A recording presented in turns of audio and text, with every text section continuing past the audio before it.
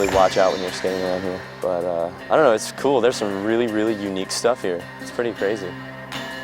I just pictured it as sort of a post-apocalyptic wasteland where you could use Levi's and toilet paper as currency, and there's bomb buildings everywhere, and I just had no idea that it was even like this modern.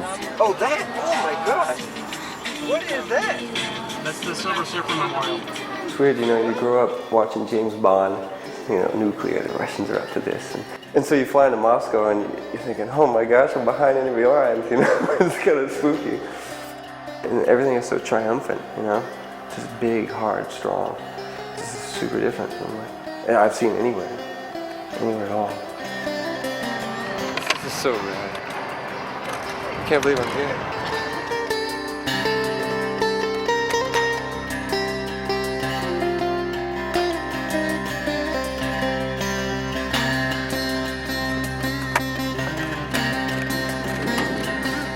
Sun up to sundown, we have been on the go. Just basically like get up in the morning, eat breakfast, go.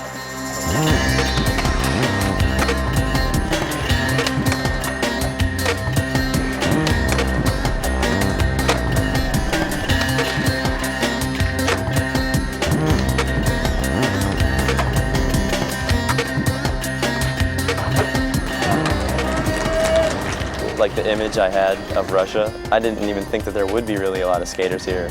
It was pretty freaky, just skating a spot and some kid comes up to you and is like, they know you. And it's just like, wow, it's kind of crazy. It seems like they haven't really seen too many American skaters at all, like in real life, so they're stoked,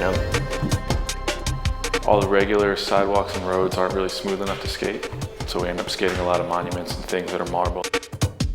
There's lots of like granite and marble slabs where there's cracks and little divisions of height, like stuff that was really hard to skate, so if you did anything wrong, it was good. And that sort of made it fun,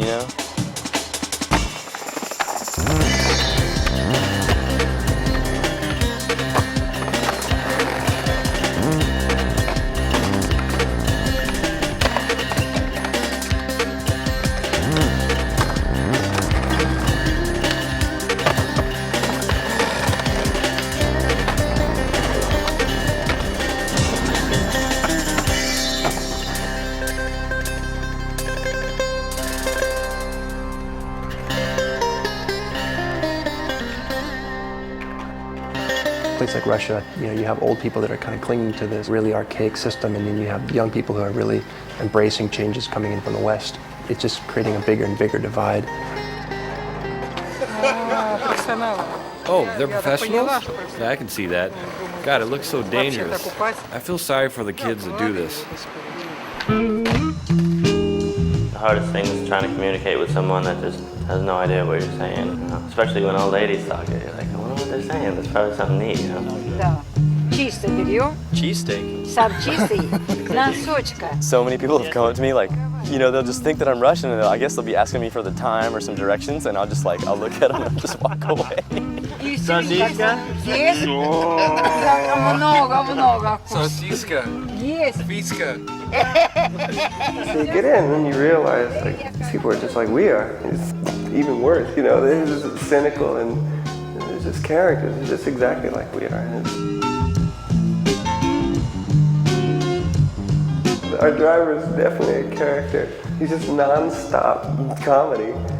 Sasha's rad. He's such a badass.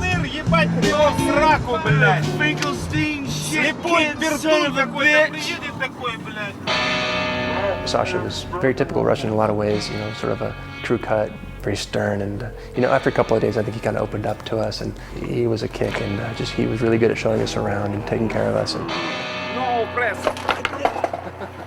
It seems like when you make friends in Russia, it's sort of like for life. Looking at Moscow from the sky, like a bird's eye view, must look like a Monopoly game or something. Like everything is pointed at you and it's all so big. The monuments and all the architecture denote like a very proud race who at one time or another were really into themselves and who they were as a people.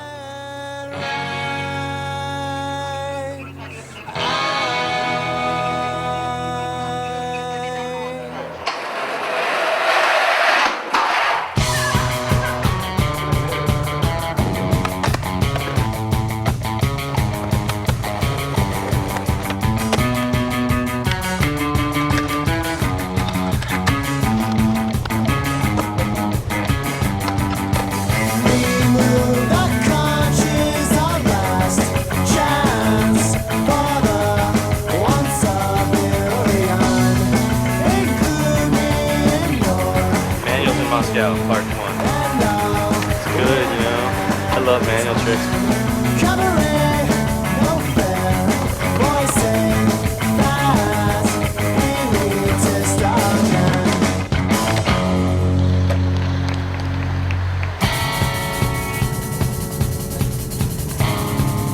We drove to a spot and one kid would see us and he would use his cell phone to call everybody that he knew. Friends, family, like people would be flying in from like the Ukraine.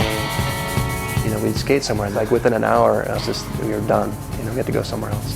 The guys did spend a lot of time talking with kids, and it's just that we had a real tight schedule. We had to get a lot of things done. Thank you very much. So a lot of the time we had to be kind of stealth and move around and find spots, you know, investigating and exploring. We decided to take a break from Moscow for a couple of days and hop on the night train to St. Petersburg. One of the must-do things in Russia is to take a train from one city to another. The train was good, first class compartments. That looks very nice. The bomb. I kept those crazy slippers. Those things were crazy. One of our goals was to get out of Moscow for at least a day. St. Petersburg is sort of spread out over these islands, and for that reason there are a lot of bridges built. Weren't really sure what was going to be there in terms of skating, but we wanted to show the guys the city in any case and see what it did have. You know, we got our Russian version of New York, which is Moscow. We got our Russian version of Frisco, which is St. Petersburg.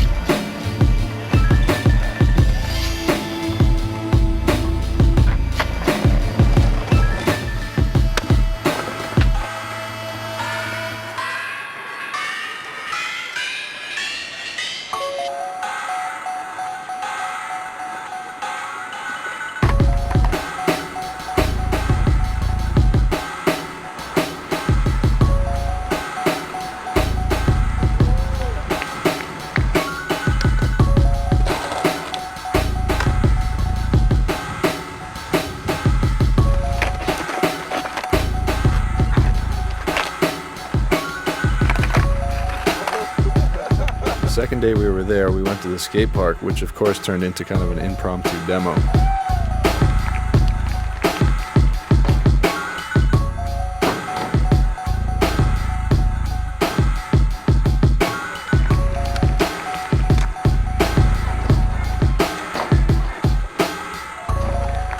The Petersburg demo turned out to be pretty fun. I was pretty tired already, so I had fun on that little black quarter pipe in the corner. It was me and him, you know, just hanging out by ourselves back there.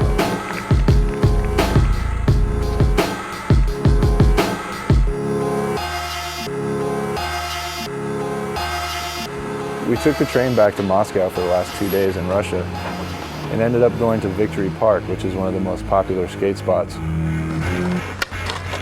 That one place we were so good that Mark and Rodney spotted this crazy sculpture off to the side that was surrounded by granite banks, and no one seemed to be skating it. What we didn't know was it was a monument to the millions of Russians that died in World War II.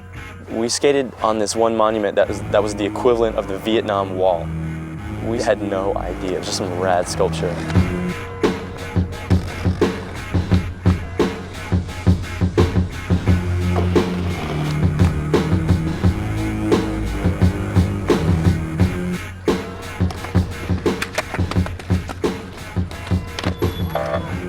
Out of the blue, this cop car comes pulling up and screeching to a halt. And this guy brought out an Uzi and he was just like, "What are you doing? Are you crazy? You cannot skate here. This is like a war monument." After that, I felt super bad. Was it wrong to do what we did? Were we defacing this monument? And I think that what the guys were doing, I mean, you know, they weren't grinding stuff, they were just kind of doing manuals and stuff, and it's that very delicate style of skating, you know. I think that the monument was somehow enhanced by that, and I don't mean that in a disrespectful way. But when your mission is sort of to invade these spots and do something that they weren't necessarily built to accommodate, you know, you're going to attract some attention, and And that's always a risky thing in a place like Russia. The only reason we didn't get thrown in jail was basically because Sasha, the driver, stepped up and bribed the cops so they wouldn't arrest us. I gave him the money, and he forgot about the problem. One of the things about Russia is that the cops can always kind of just ask you for your documents. They have that power. You know, it's really strict, and if you don't have everything quite in order, it can be trouble. I seriously could never understand what it would be like to live in sort of a place like this, like a police state where you can get stopped or they can question you almost like you have no rights at all. They just hang out on the side of the road and wave people down. And you're walking and you get waved down and you got to show your papers, and they're just, this is just burly. Complain about it at home, but it's nothing compared to here. From our perspective, it seems unbelievable, but on that end, that's life, you know. Russians have had to deal with stuff for a long time that we would consider abnormal, but it's just made them really good at working around the system, and that makes them kind of perfect for skateboarding. Since the early 90s, a bunch of skate shops have opened and they've gotten access to Western products. You know, they have everything we have over here, more or less, and they even have a couple of their own companies who are pressing boards and making wheels, and a little more affordable for the kids there who can't afford a Western, deck. They just built this huge indoor skate park in Moscow, which is kind of like the missing link that Russian skaters have needed to get them through the long winters. It seems like whereas the Americans right now, we sort of just take everything for granted. The Russians don't have it as fortunate as that, so they make do.